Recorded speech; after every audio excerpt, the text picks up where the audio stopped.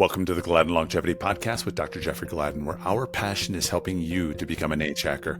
On this show, we want to help you optimize your life energy, longevity, health, and human performance with impactful and actionable information by answering 4 questions. How good can we be? How do we make 100 the new 30? How do we live well beyond 120? And how do we live young for a lifetime? Now, here's today's episode of the Gladden Longevity Podcast. Welcome to the Gladden Longevity Podcast with Dr. Jeffrey Gladden, where our passion is helping you become an age hacker. On this show, we want to help you optimize your life energy, longevity, health, and human performance with impactful and actionable information by answering 4 questions. How good can we be? How do we make 100 the new 30? How do we live well beyond 120? And how do we live young for a lifetime? I'm Steve Reiter, back for another question and answer with you, Dr. Gladden. And it is July. Granted, it's late July, but we do have some topics that we're going to be talking about. How's your July shaped up thus far? Great. Yeah, it's been great. It's been a good summer. Yeah, it's good to see you again. I will just add this, that we've added a 5th question, which is... What's the 5th question? Yeah, how do we develop a 300-year-old mind? Mm-hmm. That's awesome. Well, it is July, and it is Healthy Vision and UV Safety Month. So how does UV-related eye damage contribute to systemic inflammation and aging? Does it have a factor? Yeah, so that's an interesting question. I did a little research on this question. We've known that, interestingly enough, that it's early morning sunlight, right, before, let's call it 10 a.m., that actually triggers the brain to start making melatonin. It has a real impact on our circadian rhythm. And so getting early morning sunlight, like first thing in the morning, if you can go outside and get grounded, get some early morning sunlight, it's doing a lot of really good things for you. However, if you're out in the bright sunshine, let's say between, depending on where you live, maybe it's 10 a.m. to 4 p.m., it's another story completely. And at this point, that really bright sunlight is causing a lot of inflammation, if you will, in the eyeball, primarily because it's a lot of energy coming in that's creating oxidative stress. And when you have oxidative stress, then you release a lot of inflammatory cytokines, right? IL-1, IL-6, TNF-alpha. And it turns out that those are activated not only in the eye, but they're put into the tears, they're reabsorbed into the body, and they become systemic. So now when you're exposing your eyes to bright sunlight, you're actually not only increasing eye inflammation, which we can talk about some of the downsides of that, but you're also increasing systemic inflammation. And with that systemic inflammation, what they found is that it alters immune function. It can drive ongoing low-grade inflammation in the body, but also it can suppress the immune system that makes it more difficult for it to work properly and impairs our ability to repair. So it's kind of a big deal. It can also increase advanced glycation end products in the body and in the eye itself. You can almost think of bright sunlight almost like causing mini central nervous system insults, right? So it can actually accelerate damage and neuroinflammation in our brains. So it's kind of a big deal. Whereas early morning sunlight is really God's gift to you. You know, bright sunlight during the day can be a real problem. So pretty interesting. What kinds of nutritional and lifestyle strategies can support ocular longevity, especially in high UV environments like Colorado, where we are, at least where I'm at? I'm at about 7,000 feet above sea level. Yeah, you have a double whammy, and it's sunny there pretty much all the time. I mean, you get the afternoon. 300 plus days of sunshine a year. Right. And you do get in the mountains, you do get that afternoon thunderstorm frequently, which kind of mitigates it a little bit. But I think the number one thing is to get some sunglasses, and you want to get these, you know, you've seen the guys, the mountaineers, right? With the kind of the wraparound sunglasses, or the sunglasses that have the sort of the flaps on the side to keep extraneous light out. And those lenses are polarized for one thing, and they're also UV 400 certified, which means that they're basically block 100% of the UVA and UVC light. And that cuts down the dose on your eye about 95% apparently. So that's super important. I think the first thing is if you're going to be out in the sun, is to get some really good, expensive, high quality wraparound sunglasses. And that's the first thing. And then, when it comes to taking care of your eyes in general, it's interesting. You can do a genetics test that will look at genes associated with things like macular degeneration, right? Which it turns out all that bright sunlight can accelerate that. Some of the other things that Intellix DNA, if I didn't mention that, is a company that has a really nice panel for that. That's INTELLXX. The other thing that's important to note is that smoking, if you have the genes for macular degeneration, increases the risk of macular degeneration like 18 times. Wow. Yeah, so Wow. it's a big add. And smoking in general, if you're going to be out in the sun, is also adding to the risk, and primarily because it's using up a lot of your body's antioxidant capacity, right? Alcohol is another problem. Making sure you use blue filters on your phones, even if you're outside.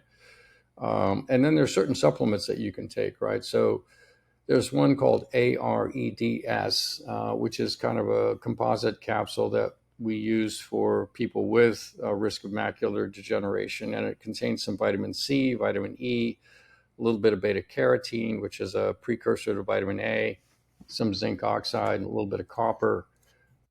And then if you combine that with N-acetylcysteine, which of course makes glutathione, and if you drink molecular hydrogen, which helps you to block oxidative stress, that becomes a pretty good strategy. Interestingly enough, they have also come up with some eye drops that have exosomes in them that can mitigate some of the issues, right? So that's pretty interesting. And now they also have some platinum nanozyme eye drops that are apparently they're testing in primates that is showing some ability to decrease the reactive oxygen species. So Wow. yeah, pretty interesting. So anyway, the primary thing here is prevention. The first, if we're just going to consolidate the thoughts here, the first line of defense is don't go out in the sun in the midday, right? Early in the morning, later in the afternoon, broad brimmed hats, anything that keeps you in the shade, excellent sunglasses, and then taking some of the supplements that we just mentioned becomes very important as well. So that's it. And of course, for your skin in general, we recommend the HelioCare. And there's now a HelioCare Ultra, which comes from Polypodium leukotomus, which protects your skin when you're out in sunlight like that. So to your point, Steve, if you're in Colorado Or Arizona. or Arizona or many places in the West that are sunny and dry and hot, depending on whatever, really becomes important. It's also important for people that are on the water, Oh, like yeah. fishing guides, right? Oh, yeah. Fishing guides either in rivers or lakes or in the ocean, or even in the winter. You can think about it this way: if you're a snow skier or a snowmobiler or a backpacker or whatever you are, snowshoeing or whatever, Cross you're country getting skiing. Yeah. cross country skiing, exactly right. You're going to get a ton of reflected light off that snow, and that can be really, really intense. People go quote unquote snow blind. So that's really important to keep in mind. Also, you really got to protect your what's coming into the eye, right? That's probably the most important. So yeah. It's also Cord Blood Awareness Month. We've talked a lot about stem cells over the I've been course of the waiting podcast. I've been waiting all year for Cord Blood Awareness Month. I know you have. What so I guess first, before I ask my question, set it up for the listeners, the evolution of this little niche branch within the longevity field. Yeah, well, basically it's conceptually it's very simple. Younger biologic products have more regenerative capacity than older biologic products, right? When you look at cord blood, and there's also placental tissue, right, which comes out at the same time cord blood does. We're talking about umbilical cord blood here, just to be clear, and placental tissue, right? These are full of very, very youthful factors. The stem cells that are in here have long telomeres. There are many regenerative exosomes and forms of messenger RNA and other things that have incredible regenerative capacity, right? So if a baby, let's say in utero, suffers an injury, they can heal that injury and that you would never know it was injured. If a young child breaks their arm, right, the bone heals and it's like there was never a fracture there.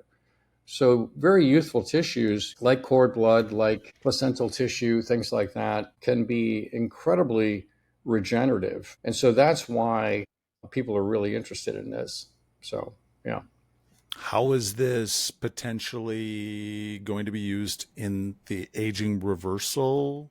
Yeah, so it's used Are it's used predominantly as an adjunct to other technologies, right? So what we've found is that in order to rejuvenate things in an older person, you first have to take out the old stuff, which kind of makes sense. The analogy I always use is that if you've got a youthful Olympic swimmer and you want them to go in and do, amazing lap times in the pool, well, you got to clean out the pool first, right? You got to take out all the logs, the twigs, the lawn chairs. You got to clear out the pool. Then you got to freshen the water, right? And they can't swim in murky water and dirty water as efficiently, right? It's more friction, whatever else the analogy is. But the point is, you've got to clear out the trash and you've got to clean up the water.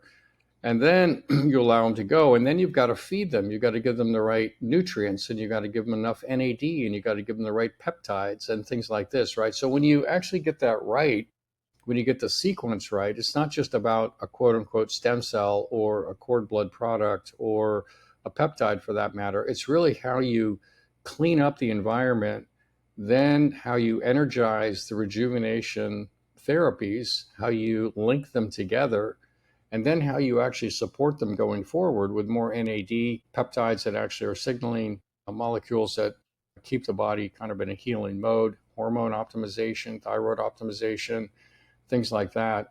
Once you do this properly, you can get really remarkable results in an older individual who maybe have difficulty healing a bone, healing a wound, things like that. So that's the broad overview of it. We can get a little more specific if you like as well, but yeah. Yeah. What kinds of early markers should be monitored to measure success in regenerative protocols using cord blood derived interventions? Yeah, well, a lot of the problem with aging, of course, is that we end up with a lot of inflammatory markers, and these can be measured in the blood quite readily, right? IL-6, IL-1, TGF alpha, TGF beta, things like this can all be measured, and consequently, when you use products like cord blood, etc., you can actually see that there's a diminution of those inflammatory molecules. There are also ways to show that senescent cell burden is actually being decreased through a new test that we just got a hold of from a company, Sapere, that can measure P16. P16 is a more specific measure of senescent cell burden than beta galactosidase, which is better than nothing, but not as specific. And so you can actually see impacts on P16. And then based on modifying these cytokines, this inflammation and the associated oxidative stress, you can also look at measures of DNA methylation age. And you can see that those improve as well, right? So those are ways to kind of track and follow what's happening. So C-reactive protein can also be measured. And one of the things that seems to really augment the impact of cord blood is activating AMPK at the same time. So AMPK sits on one side of a teeter-totter and mTOR sits on the other side, right? And they go up and down, but they're a teeter-totter. If you're low on one, you're high on the other, and vice versa. And mTOR, of course, is building bone, building muscle, cell division, it's cell growth, etc. And it's a good thing until it's too much of it causes you to have cancer and you die sooner, right? AMPK, on the other hand, is what happens when we do fasting, when we do cardio exercise, when we take drugs like metformin or supplements like berberine, and it actually activates DNA repair and activates sirtuins, and it requires NAD to also be present. And so boosting NAD at the same time becomes very, very important. And so we have ways to boost NAD with a couple of different products now. Vitality combined with Duchito Time, throw in some apigenin as well. Jump in an ozone sauna, and you can really, really regenerate NAD concentrations. You really feel that. So anyway, again, it's about putting these pieces together in a way that makes sense, and then you can get some pretty cool results. You mentioned the ozone sauna, which you guys have one at the Gladden Longevity Clinic, which I've done. on the trip that I did out there last year. Yeah. Would an EBU treatment as well prior to the treatment with the cord blood stem cells help? Yeah, so we actually like to energize the system with NAD, and many times we will use ozone in one form or another, whether it's EBU, which is filtering the blood and ozonating it, whether it's the ozone sauna it's cheaper and faster to just jump in an ozone sauna for 20 minutes. Or sometimes we'll inject ozone into a joint or an area, skin or wherever else to help energize the system. It also, ozone itself decreases inflammation, seems to stimulate regeneration, decreases pain significantly, works very good for pain. And then you combine these in the right sequence, right? So you want to kind of get the bad stuff out, then start putting the good stuff in, then activating the good stuff with the ozone. So that's how we think about it. You said dialing up AMPK, things like fasting. Would a 5-day fast mimicking diet? Yeah, we've had that conversation on the podcast here with the Prolon people, and I did one with them also at the Longevity Summit on the Doctor Talks network. The Prolon is great for activating AMPK, right? Because when you deprive yourself of calories or minimize calories, there's not enough calories around to activate mTOR. mTOR requires calories. It basically is monitoring amino acid levels, and then also insulin, which is part of the mTOR pathway. We think of insulin as just being glucose, but it's also part of the mTOR growth pathway, is obviously monitoring glucose. So you're monitoring amino acids and glucose levels. And when those are replete, when you've got plenty of those, then you can activate mTOR. But when you fast and do a 5-day fast, and this is more powerful than just intermittent fasting, you can actually activate AMPK, turn off mTOR. And then if you take spermidine on top of that, and spermidine is a wonderful molecule because it activates AMPK and autophagy and other things. Now you add spermidine into that. Oh my gosh, you're really kind of like doing spring cleaning, like a very thorough spring cleaning. And so that's a great way to prep. We have many people prep for rejuvenation procedures, doing a 5-day fast mimicking diet, depending on who they are, what they're coming in with, and that sort of thing. Yeah. Nice. It's also World Hepatitis Day on July 28th. I know you've been looking forward to this day. You said at the beginning, you've been looking forward to this. Well, it was cord blood I was really excited about. Okay. Yeah. World Hepatitis Day. How does chronic liver inflammation, viral hepatitis, accelerate aging at the cellular level? Yeah, so it's a good question. Chronic hepatitis, hepatitis C being a prime example, is really chronic inflammation in the liver. And chronic inflammation in the liver increases oxidative stress, which increases damage, which increases the body's reaction to damage, which is ultimately fibrosis, which leads to cirrhosis, which leads to liver failure, right? So there's a whole cascade. There's a reason why people don't live as long when they have chronic hepatitis, and it has to do with a fast track to liver failure. But in addition to that, just having that inflamed liver basically sends out free circulating oxidized DNA, right? And that can lead to activation of the immune system systemically. And it's been found that the white blood cells in the immune system now have shorter telomere lengths than they would have otherwise. It's also activating systemic cytokines like IL-6 and TNF-alpha, right? And it turns out that when you activate those cytokines, you're now driving sarcopenia, which is a loss of muscle, right? And we know that the loss of muscle is not really about destroying the muscle cells. It's about destroying the neurons that innervate the muscles. That's why you lose muscle. And so that's really interesting. Yeah. And it also, now you're depleting your NAD pools, right? So you have less energy to actually repair everything. And so when you put all this together, you end up with aging signals that get broadcast into the muscles, into the vasculature, into the immune system, and also into the brain, right? So it's a really big deal. There is no isolated organ in the body. We just talked about how the eye and exposure to bright light has a systemic impact. Well, if your liver's inflamed, you're aging yourself dramatically faster, right? And there are ways to follow liver function. An ultrasound can look for fatty liver, so can an MRI scan. There are also blood test routines that will look at probability of fatty liver, routine blood markers like ALT, AST, ALP, GGT, bilirubin, albumin, and INR, which has to do with clotting factors, along with C-reactive protein, all can give you insight. Measuring NAD levels can give you insight as to where you are.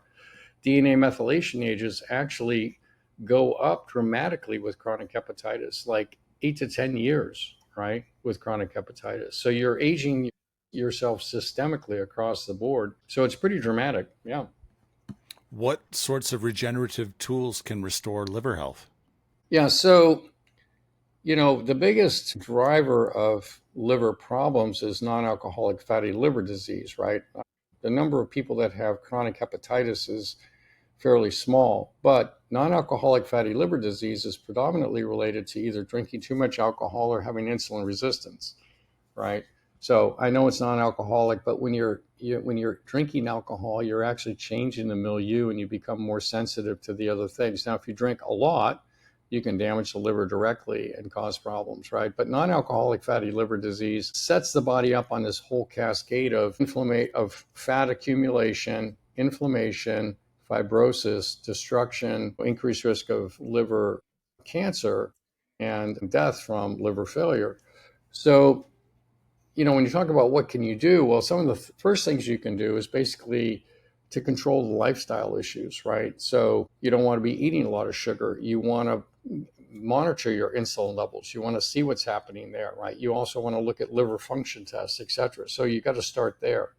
Then we've had good success actually in non-alcoholic fatty liver disease by boosting AMPK. And we just talked about boosting AMPK with fast mimicking diets. And then the drug metformin increases AMPK. So does berberine. Resveratrol does. And then boosting NAD alongside that. And then milk thistle, right? Many people have heard of milk thistle. It turns out that it's very, very good at decreasing fibrosis markers in the liver.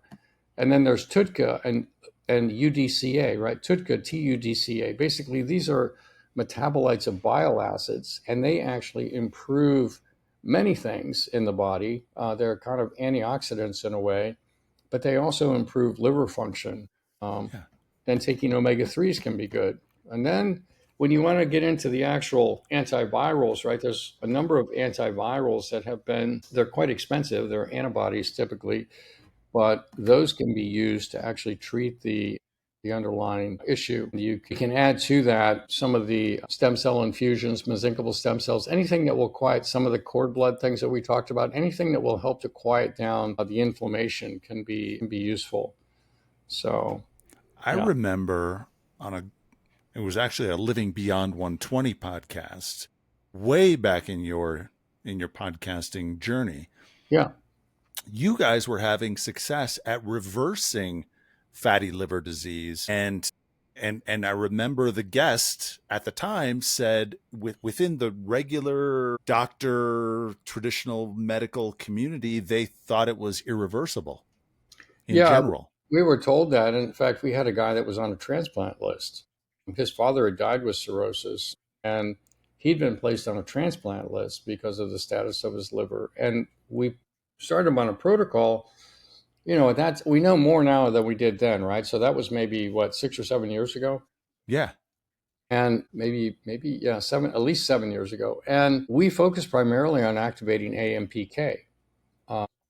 We didn't know about NAD at that time. We didn't know how to really boost NAD. We didn't know about all the inflammatory cytokines that we could remove with plasmapheresis and all this kind of stuff, right? We did know about monitoring his diet, cutting down on the carbs, things like that. So we did that. We had him stay away from alcohol, and we just basically gave him something called Stemia sylvestra. It's called Immortality.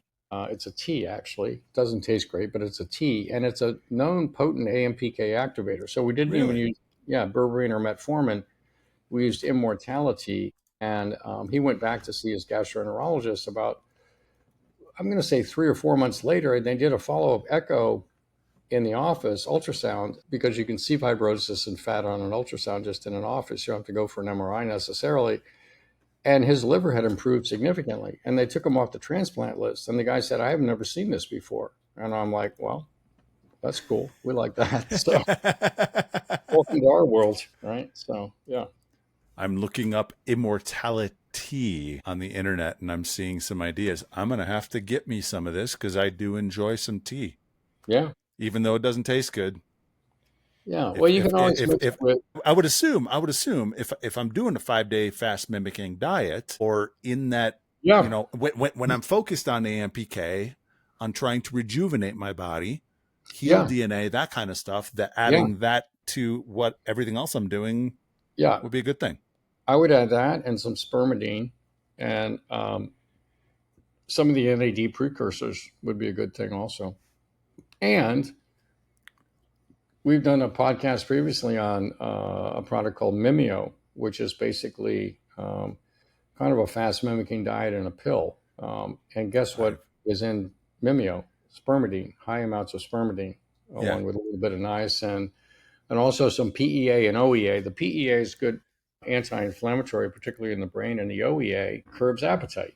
So when we're working with people on getting them off their GLP-1s, the Mimeo is one of the things that we go for, and also the 5-day fast mimicking diet, because you can reset your appetite, your taste buds. It's not just your gut. It's not just that you have fewer calories. You're actually recalibrating your nervous system in terms of taste, desire for food, or the gut biome, which, of course, if you've got the wrong bacteria down there, they're screaming for food. They're sending out signals, feed me, feed me, feed me, right? It's like, think of your intestine almost like a nest with baby birds in it, like feed me, feed me, feed me, right? So they're driving part of your appetite as well. And you can reset all of that with a 5-day fast mimicking diet, which is pretty cool. Well, Mimeo is one of those supplements that I pretty regularly take, and I'm low, and I need to get it Yeah, again. So yeah, yeah. thanks for Good that stuff. reminder. Now, you and I, over the last handful of months, you mentioned you guys are developing a course and an app. Mm-hmm. Yeah. So Let's we've let's tease that for the listeners. Yeah, so there's the book 100 is the New 30, um, which involves four circles, life energy, longevity, health, and performance. And now we've added a fifth circle, which is the environments, focusing on the environments we reside in, right? Because we feel like true success is a function of making sure that each environment, and we all live in four predominantly, right? Home, work, business, travel, vacation, architecting each of those four environments to support the mission, so that when you go to Italy, the wheels don't come off, or when you take a week off and you go spend it with your family someplace, the wheels don't come off, right? It's like, how am I going to exercise? Where's the food going to come from?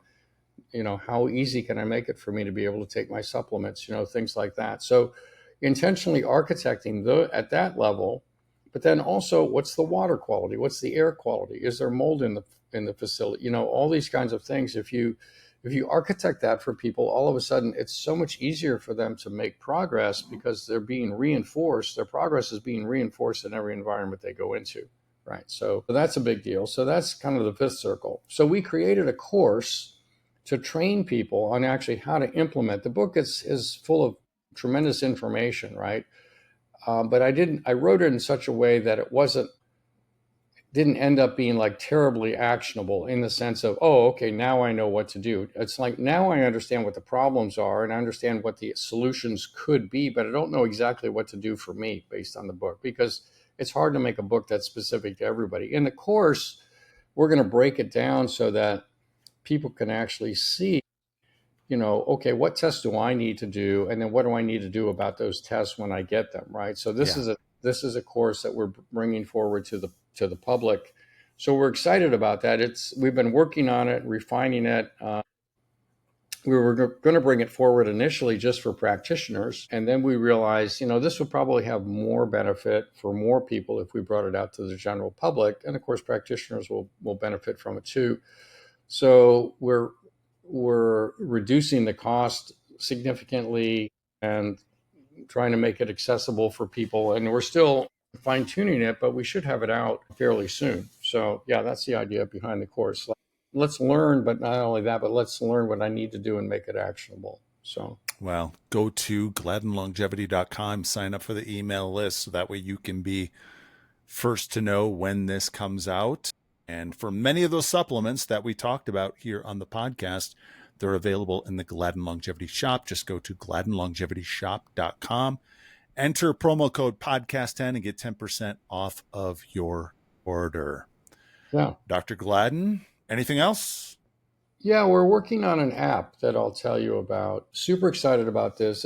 It's a multi-agentic AI app, meaning there are multiple AI agents that are in the backdrop. We're going to be bringing it forward for beta testing in September. It's going to be coaching off the 5 circles. And we've trademarked a name that we like a lot. It's called the Longevity Wingman. And so what the app is there to do is to kind of be your best friend, your best buddy, to help you make everything as easy as possible, right? Like I'm going to New York next weekend. Where should I stay? Where's a hotel that has the right workout room, the right sauna? Where are the restaurants I should have dinner? Who's going to have the right food? All of that's done for you through the app. Wow. I can order tests. I can keep track of my supplements. It will keep scorecards for you around all the circles in terms of where am I on the longevity, health, performance, and life energy circles. Here are resources for me to continue to build. It's going to be an ability to, on the app, order what you need, whether it's testing or supplements or equipment, so that everything is right in the palm of your hand. It's like, how easy can this be? How easy? The thing that's driving it for me is realizing that longevity, not only is it a journey, but it takes time and attention. So how can we make it as easy as possible for people, right? They can upload their labs. We're actually creating connections now where if people click on the lab and order it, they can have it done at their home, or they can go to a place close to them to have it done. We'll automatically scavenge or collect the data from that, put it back in the app. So ultimately, we're going to know more about them than anybody else and be able to coach them through this multi-agentic AI on things that are actually appropriate for them. So it's incredibly personalized and specific to the individual, and it'll have all kinds of really cool features. So anyway, be on the lookout for the Longevity Wingman. That's going to be very cool. Count me among those that wants to beta test once you guys have that beta test version up there, because I'd love to give my feedback on here as well once it's actually live. Yeah, absolutely. No, we'll be sure to include you. Dr. Gladden, thanks so much for another Q&A, monthly Q&A. Yeah, my pleasure. What are the big plans for August? Big plans for August. Finishing the app right now. I'm really in the middle of that, finishing the app, and a little bit of travel. So trying to stay out of the heat, get my mountain biking in early in the day here in Texas this summer. So all good. But well, all good. If you come to Colorado, let's set up a 14er or a 13er together. Yeah, let's run up there. Do another hike together. Yeah, we'll do it. I love it. Wear our sunglasses. All right. Yes. Later. See you, my man. Yeah. Thank you for listening to this week's episode of the Gladden Longevity Podcast. If you would like more information on what we've discussed or other topics, please reference the show notes or go to gladdenlongevitypodcast.com. You can also find us on Instagram, Facebook, and Twitter by searching Gladden Longevity. If you've enjoyed this podcast, please subscribe to get future episodes delivered to you, and share our podcast or this episode with someone in your life that you may find benefit. Thank you for listening. We'll be back next week with another exciting episode. The Gladden Longevity Podcast is provided for informational purposes only. It does not constitute medical advice. This content is not intended to be a substitute for professional medical advice, diagnosis, or treatment. Always seek the advice of a physician or other qualified health provider with any questions you may have regarding a medical condition. The use of any information and materials linked to this podcast is at the listener's own risk.